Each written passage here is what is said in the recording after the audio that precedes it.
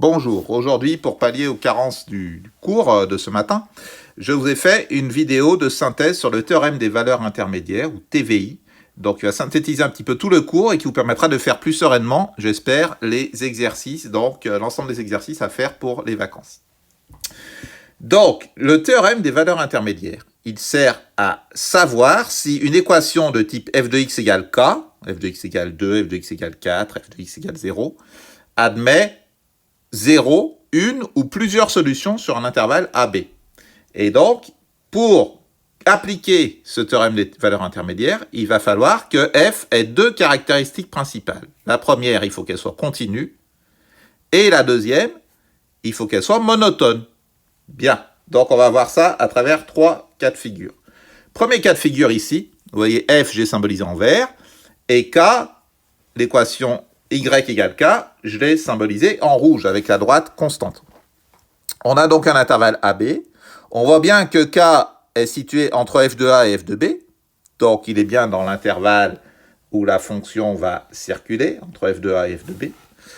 Mais par contre, on voit que la fonction f, elle n'est pas continue. Et donc, ça pose problème parce que lorsque la fonction f n'est pas continue, elle va pouvoir aller de f de a à f de b en faisant des trous, entre guillemets, des sauts. Et du coup, la droite d'équation y égale k, la droite rouge, elle va pouvoir se nicher à l'intérieur d'un trou. Et donc, du coup, il n'y a pas de point d'intersection, donc pas de solution. Les solutions étant bien sûr des abscisses, des points d'intersection entre la courbe verte et la droite rouge. Donc ici, il n'y en a pas de solution, pas de point d'intersection, car la fonction n'est pas continue. Okay, donc k a beau être entre f de a et f de b, la fonction n'est pas continue, donc l'équation n'admet pas de solution. Donc la première propriété, il faut impérativement avoir, il faut impérativement que votre fonction f elle soit continue, ce qui est le cas ici. Vous voyez, deuxième cas de figure, la fonction f cette fois-ci elle est continue, puisque je la trace d'un seul trait entre a et b. J'ai toujours mon nombre k qui est entre f de a et f de b, et cette fois-ci, vu que la fonction est continue, elle va partir d'en bas, ici, pour monter jusqu'à f de b. Vu qu'elle est continue, elle va forcément croiser au moins une fois la droite rouge. Et c'est ce que nous dit le TVI. Si la fonction, elle est continue entre a et b, et que k, bien sûr, il est compris entre f de a et f de b, à ce moment-là, je vais avoir au moins une solution. Ici, j'en ai trois, vous voyez, alpha 1, alpha 2, alpha 3. Mais j'en ai au moins une, parce que pour aller d'en bas à gauche à en haut à droite, de f de a à f de b, et il faut bien à un moment donné que, vu que la fonction est continue, que je croise la droite rouge. Donc je peux la croiser une fois, deux fois, trois fois, quatre fois, cinq fois, autant de fois que vous voulez, mais je la croiserai au moins une fois. Donc le TVI nous dit, si la fonction est continue, j'ai au moins une solution. Et il existe donc le corollaire du TVI, c'est-à-dire on va rajouter une condition. Cette fois-ci, la fonction f, elle est continue, vous voyez, mais elle est aussi monotone. C'est-à-dire elle est strictement croissante ou strictement décroissante sur l'intervalle AB. Donc ici, elle est strictement croissante sur l'intervalle AB. Donc on a bien toujours notre intervalle AB, on a toujours notre fonction f symbolisée en vert, on a toujours notre nombre k qui est bien situé entre f de a et f de b. Donc vous voyez, la fonction va évoluer entre f de a et f de b. Et cette fois-ci, la fonction est continue, donc elle va forcément croiser la droite rouge, mais elle est aussi croissante, donc elle ne va la croiser qu'une seule fois, et une seule. Parce que, une fois qu'elle a croisé la droite rouge, vu qu'elle est croissante, elle ne peut pas redescendre, entre guillemets, et de ce fait, elle va monter jusqu'à f de b, et il va avoir une unique solution. Donc le corollaire du théorème des valeurs intermédiaires, il nous dit que lorsque la fonction est continue et monotone, ce que j'ai écrit en bas, qu'elle soit continue, mais aussi qu'elle soit monotone, à ce moment-là, il n'y a pas 2, 3, 4 ou 150 solutions, il n'y en a qu'une. D'accord? Donc il n'y en a pas 0 non plus, hein. Il y a une unique solution. Et souvent, le corollaire du TVI est assimilé au TVI dans les exercices.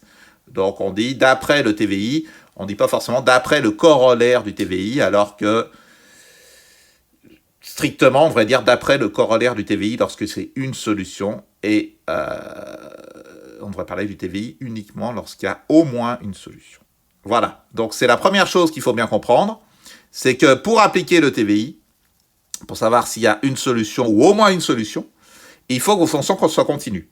Ensuite, lorsqu'elle est monotone, strictement croissante, strictement décroissante, on voit qu'il y a une unique solution. C'est la différence entre le graphique du milieu et le graphique de droite. Voilà pour ça, ok? Ça, c'est la synthèse du cours. Alors, pour rédiger dans les exercices, il faut que vous appreniez par cœur la procédure, vous voyez, en 3 étapes, plus conclusion qui est au-dessus. Donc, il faut bien récapituler les propriétés de f et ensuite utiliser le TVI.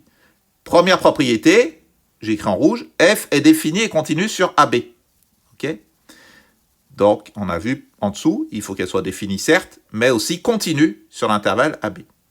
Deuxième condition, pour appliquer le corollaire du TVI uniquement, f est strictement décroissante ou croissante sur AB. Donc on peut dire qu'elle est strictement monotone sur AB, mais souvent on va préciser si elle est croissante ou décroissante. Donc le fait qu'elle soit continue et monotone sur un intervalle, vous voyez qu'on fonctionne toujours sur un intervalle. Quelquefois dans les exercices, on va avoir plusieurs intervalles, il va falloir les prendre un par un et appliquer le TVI sur chaque intervalle, on le verra dans les exercices.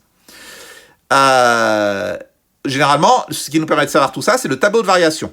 Le tableau de variation nous permet de voir que f est défini sur un intervalle, puisque l'intervalle de x est dans le tableau de variation. Et deuxième chose, il nous permet de voir que f, elle est strictement croissante ou décroissante sur l'intervalle, qui est symbolisé par une flèche. Donc quand j'ai une flèche, ça veut dire qu'elle est strictement monotone. Si j'ai 2 flèches, je vais couper en 2 intervalles. Si j'ai 3 flèches, je vais découper en 3 intervalles, et ainsi de suite. Et je vais appliquer 2 fois ou 3 fois le TVI.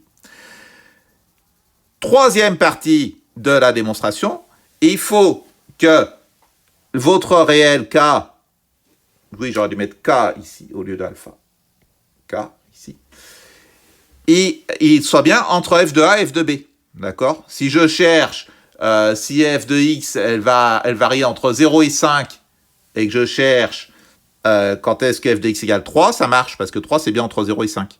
Mais si f de x, elle varie entre 0 et 5, et je cherche quand f de x égale 7, ça va pas fonctionner, d'accord? Parce que 7, c'est pas entre 0 et 5.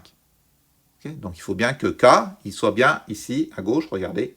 Il faut bien que K, il soit entre f de A et f de B. Okay. Quelquefois, on va chercher, lorsque K égale 0, justement, on va chercher l'équation de f de x égale 0. Et à ce moment-là, il faudra que f de A soit négatif, f de B positif, ou l'inverse. Donc on va dire que f de A et f de B sont de signe contraire. Donc selon les exercices, soit vous voulez résoudre f de x égale 0, vous prenez ce qui est ici à droite, soit vous voulez résoudre f de x égale K, vous prenez ce qui est ici à gauche. On verra, ça variera un petit peu selon les exercices. On l'a vu avec Frédéric ce matin.